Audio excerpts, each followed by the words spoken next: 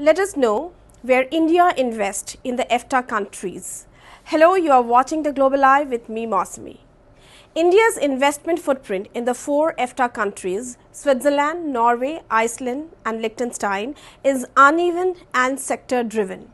Now, if we see broadly, Switzerland receives the largest share of Indian corporate presence. When we say corporate presence, we include headquarters, R&D, life sciences and technology subsidiaries. Norway plays an outsized role through institutional portfolio channels, notably its sovereign wealth fund and energy clean tech ties.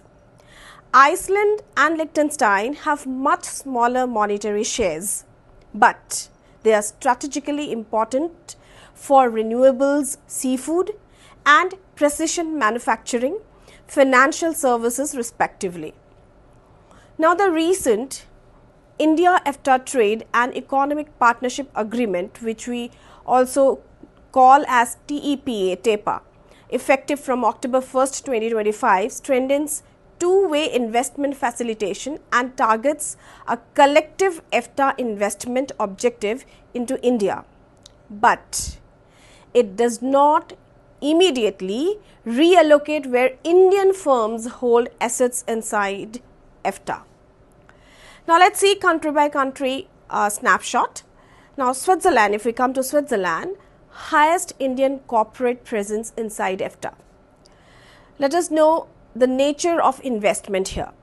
Swiss entities host Indian subsidiaries, regional headquarters and R&D innovation centers that serve Europe, the Middle East and Africa.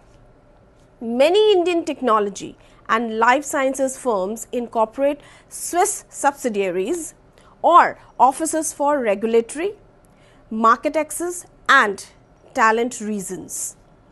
Now, if you see the sector, the blend of sector, the sector mix, technology and IT services, life sciences and healthcare, that would include pharma, biotech, then comes finance, corporate holding, treasury functions and high value manufacturing and precision engineering. Why Switzerland? Because favorable business environment or HQ R&D, easy access to European markets, strong life sciences ecosystems and deep financial services capabilities. Overall, Indian corporate activity in Switzerland is concentrated and high value. Now, if we focus on Norway, that's institutional exposure and energy clean tech links. Now, let us study the nature of investment. Norway's sovereign wealth fund and Norwegian institutional investors hold sizable equity stakes in Indian public companies, which creates an important portfolio channel linking Norwegian capital to India. Separately, Norwegian corporate activity ties to India focus on energy, maritime services and renewables. Here, if you see the mix of sector, the sector mix, energy and renewables, that includes decarbonization technologies, maritime and shipping services, technology partnerships and institutional equity exposures in Indian listed markets. Now, why Norway? Institutional investors, that including the SWF, actively invest in Indian equities. Norwegian technology and energy firms seek Indian market partnerships and project opportunities. Now, if we look into Iceland, let's focus on Iceland. Small but strategic renewables and seafood. Now, what is the nature of investment there? Monetary volumes are small compared to Switzerland and Norway, but the relationship is strategic, focused on renewables expertise, seafood value chains and niche tech. Here, if we see the blend of sector, the sector mix, we see renewable energy, geothermal, offshore wind collaborations, seafood processing and value chain partnerships, specialized technology cooperation. Now, why Iceland? Strong technical know-how in geothermal and renewable technologies and a specialized seafood industry that can offer value chain collaboration with Indian processors, or we can say Indian exporters. Now, if we now slightly move to Liechtenstein, niche manufacturing and financial holding structures. Here, if we see the nature of investment, small in aggregate but concentrated in precision manufacturing, medical, dental devices, industrial components and some financial wealth management holding company structures. Here if we see the sector mix, precision engineering, medical dental manufacturing components, select financial and company structuring activities. Now, we may ask why Liechtenstein? Because we see the reputation for precision manufacturing and a favorable environment for certain corporate and financial structures. Now, Indian linkages are fine-grained and specialized. So, cross-cutting patterns and relative shares. Let's study about the cross-cutting patterns and relative shares. Largest share by economic importance within EFTA, Switzerland, that host the most Indian subsidiaries and the bulk of high-value corporate and R&D activity. Now, significant institutional portfolio channel, that is Norway, important. It is important because of sovereign institutional exposures to Indian listed companies. This is more portfolio investment flowing from Norway into India rather than major Indian OFDI to Norway. Now, smaller specialized shares, Iceland and Liechtenstein. They are smaller but specialized shares. So, Iceland and Liechtenstein, they are lower total investment volumes but high strategic value in specific niches. Those are renewables, seafood precision manufacturing and financial services.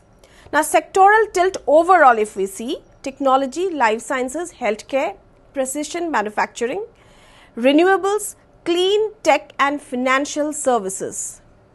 Now, if we see the effect of the India EFTA, that is TEPA, that is effective from October 1st this year 2025. Now, the investment objective, EFTA members and India committed to a collective facilitation objective, a multi-year, multi-billion dollar target to scale investment into India over the coming 15 years. Now, if we want to see the practical impact, TEPA improves predictability, removes some barriers, establishes facilitative measures, for example, single window desks, investment promotion mechanisms and explicitly encourages cooperation in technology renewables. And also pharmaceuticals, medical devices, services and manufacturing. Now, on where India invests in EFTA, TEPA mainly stimulates two-way flows and outbound EFTA investment into India. It does not immediately shift the existing distribution of Indian holdings within EFTA. Switzerland will likely remain the key hub for Indian subsidiaries, but it does make partnerships, JVs and cross-border M&A more likely, especially in the TEPA prioritized sectors.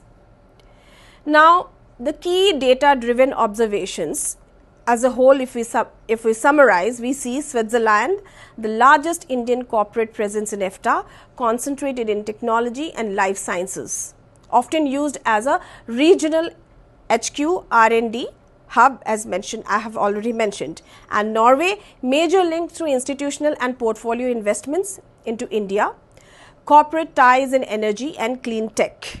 So, this is just, I am summarizing it. Iceland, small volumes but strategically important for renewables. If we see, when we speak about renewables, it comes geothermal, offshore wind and seafood processing linkages. Now, Liechtenstein, small volumes, niche precision, manufacturing and financial holding structures. TEPA, TEPA, a facilitative agreement that increases the likelihood of expanded two-way investment flows, particularly in technology, renewable energy, pharmaceuticals, medical devices and services. Now, if we look into the opportunities and implications for Indian investors, use Switzerland for setting up regional HQs, R&D centers, life sciences partnerships, high value services and European market access. Now, if we see partnering with Norwegian investor for co-investment in energy and infrastructure projects, explore institutional funding and joint funds with Norwegian asset managers for green projects. Now, how should we look to Iceland for the investors? Technology transfers and collaborations in renewables and energy storage, seafood value chain partnerships for processing and exports. Now, consider Liechtenstein for precision manufacturing, joint ventures, specialized medical dental device collaborations and tailored holding financial structures for European activities. Now, across EFTA, TEPA creates incentives to accelerate joint ventures, licensing deals, cross-border M&A and structured co-investment vehicles, especially in green tech, pharma, medical devices and high-end manufacturing. We also see limitations and data gaps. Publicly available sources generally report company counts, sectoral breakdowns and stock holding values. But there is no single consolidated public table that gives a precise percent split of India's total outward FDI across each EFTA country for the latest year. So, estimates therefore rely on company presence, national disclosures and sectoral mappings rather than a single harmonized data set. For a precise numeric split, exact percentage of India's OFDI going to each EFTA member, one would compile and normalize RBI DPIIT outward FDI statistics together with national inbound FDI reports from Switzerland, Norway, Iceland and Liechtenstein. Now, how do we conclude? India's investments within EFTA are concentrated in Switzerland, largest and highest value corporate presence, with Norway important mainly as an institutional portfolio partner and the route for energy clean tech cooperation. Iceland and Liechtenstein play smaller but strategically significant roles in renewables, as already said, seafood and precision manufacturing financial services respectively. The India-EFTA TEPA strengthens two-way investment facilitation and will likely increase transactional activity in prioritized sectors, but does not instantly remap the existing location of Indian assets inside EFTA. So, we'll come to know further. For more updates and insights, keep watching The Global Eye.